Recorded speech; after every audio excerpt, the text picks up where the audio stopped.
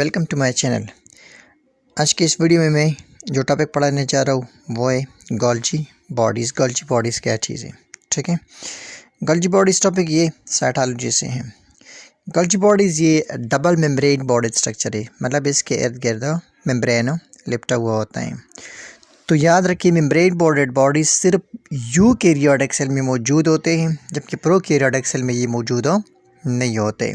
तो इसका मतलब ये सिर्फ यूकैरियोटिक सेल में पाया जाएगा, ये प्रोकैरियोटिक सेल में एब्सेंट होता है। अब गोल्जी बॉडीज है क्या चीज़? ये टाइनी मतलब छोटे छोटे, इलांगेटेड लंबूतरे, प्लेट इंसेक्ट्स, चिपटे हुए तेले, मतलब ये छोटे छोटे लंबूतरे चिपटे हुए तेलों पर मुश्तमिल स्ट्रक्चर है।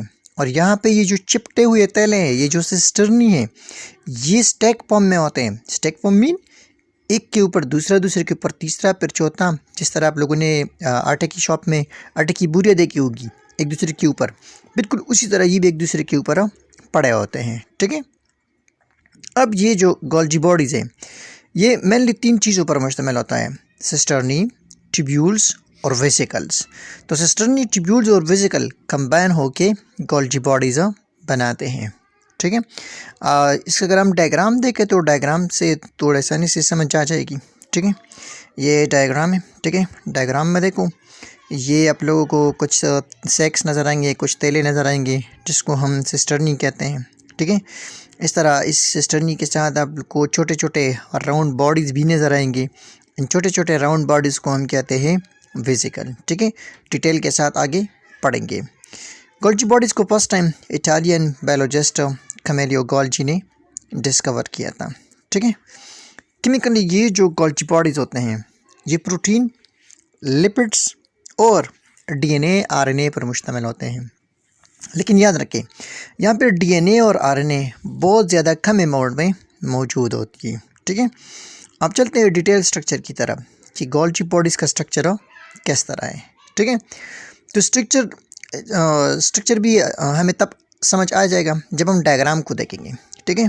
डायग्राम से समझने की कोशिश हम करते हैं। पहले डायग्राम ड्रा करते हैं, ठीक है। अब इसको समझने की कोशिश करेंगे।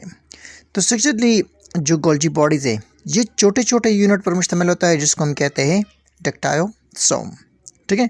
प्लांट में गोल्जी बॉडीज़ को डेक्टायोसोम कहते हैं, उसमें गोल्जी कम्प्लेक्स या गोल्जी बॉडीज़ नहीं कहते हैं।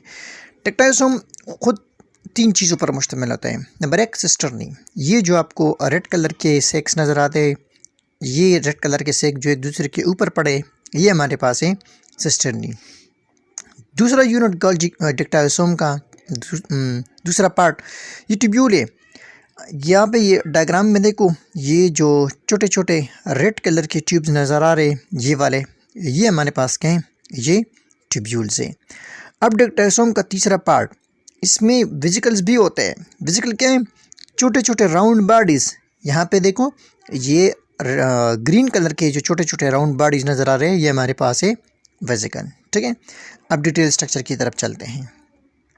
हर एक गोल्जी कम्प्लेक्स, गोल्जी बॉडी का, इसके 2 फेस होते हैं। एक को हम कहते हैं सिस फेस। इस सिस फेस को हम प्रॉक्सिमल फेस भी कहते हैं। प्रॉक्सिमल मीन जहाँ से ये शुरू होता है, मतलब फॉर्मिंग फेस, तो इसका दूसरा नाम फॉर्मिंग फेस भी हुआ, ठीक है।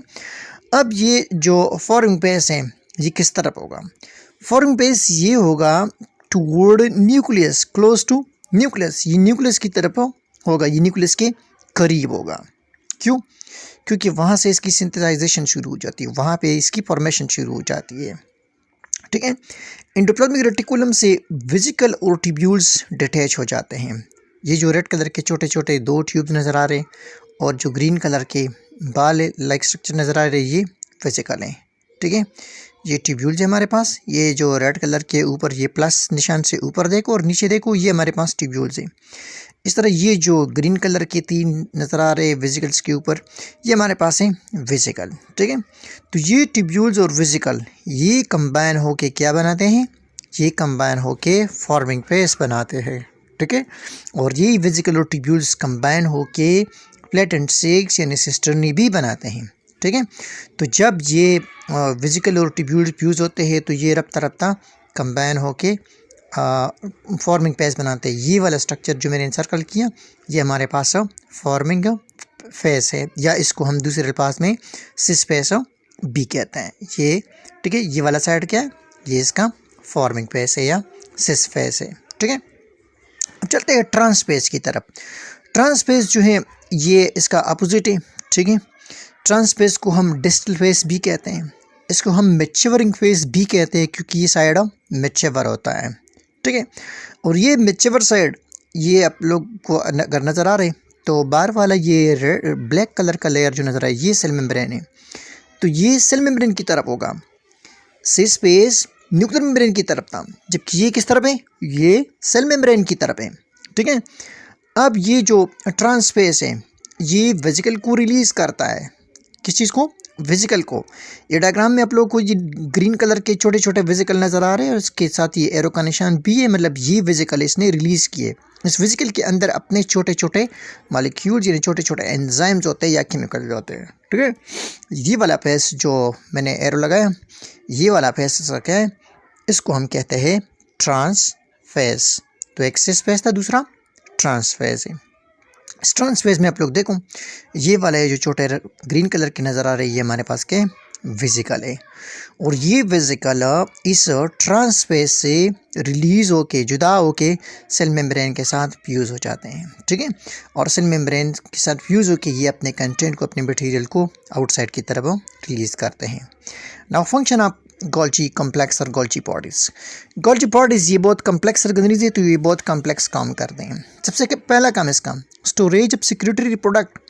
एंडोप्लाज्मिक रेटिकुलम जो प्रोटीन बना लेती है वो प्रोटीन इमेच्योर फॉर्म में होते हैं, वो मेच्योर नहीं होते, मतलब वो काम करने के काबिल नहीं होते, तो यहाँ पे स्टोर हो जाते हैं। फिर वो मटेरियल जो यहाँ पे स्टोर हो जाते हैं, वो प्रोटीन जो यहाँ पे स्टोर हो जाते हैं, उसकी यहाँ पे प्रोसेसिंग होती है, मॉडिफिकेशन होती है, और मॉडिफिकेशन के बाद उसकी पैकिंग होती है, सिक्रेटरी वेजिकल की फॉर्म में उसकी पैकिंग होती है। फिर जब मेच्योर हो जाए सेल से इसको बाहर भेजा जाता है। इसके अलावा ये जो है पॉलीसेकेराइड के सिंथेसिस में मदद देती है।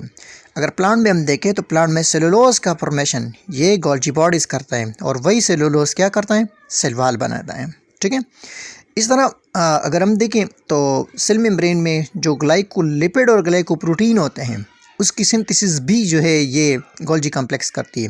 ग्लाइकोलिपिड और ग्लाइकोप्रोटीन को डिटेल से समझने के लिए सेल मेम्ब्रेन वाली वीडियो ज़रूर देखें। ठीक है, ये पिछली वीडियो में मैंने डिस्कस किया कि ग्लाइकोलिपिड और ग्लाइकोप्रोटीन क्या चीज़ है। ठीक है, पांचवा जो पॉइंट है ये जो गोल्जी बॉडीज़ हैं ये प्राइमरी लाइसोसोम के फॉर्मेशन में भी मदद देती है, मतलब इससे जो वेजिकल जुदा हो जाते हैं उसी वेजिकल को हम कहते हैं प्राइमरी लाइसोसोम, और उसके अंदर डिफरेंट टाइप्स के एंजाइम्स होते हैं। इस तरह प्रोक्सिसोम जो बॉडीज़ है वो भी इससे जुदा हो जाते हैं। ठीक है, इस तरह डाइजेस्टिव एंजाइम्स वो एंजाइम जो डाइजेशन में मदद देती है वो भी गोल्जी कॉम्प्लेक्स या गोल्जी बॉडीज़ ही बनाते हैं। ठीक है, तो मतलब Golgi bodies they also help in releasing digestive enzyme. तो याद रखें गोल्जी कॉम्प्लेक्स उन सेल में ज़्यादा होगा जो ग्लैंड्स का काम करते हैं, जो सिक्रीशन का काम करते हैं। ठीक है, जैसे कि स्टोमक सेल्स। इस तरह जो वेजिकल्स हैं ये वेजिकल जब सेल मेम्ब्रेन की तरफ जाके उसके साथ फ्यूज़ हो जाते हैं और कंटेंट को बाहर रिलीज़ कर जाते हैं, तो वेजिकल का मेम्ब्रेन सेल मेम्ब्रेन के साथ अटैच होकर सेल मेम्ब्रेन की एरिया को बढ़ाता है। ठीक है, वीडियो अच्छी लगी हो तो लाइक भी करना, कमेंट्स भी करना।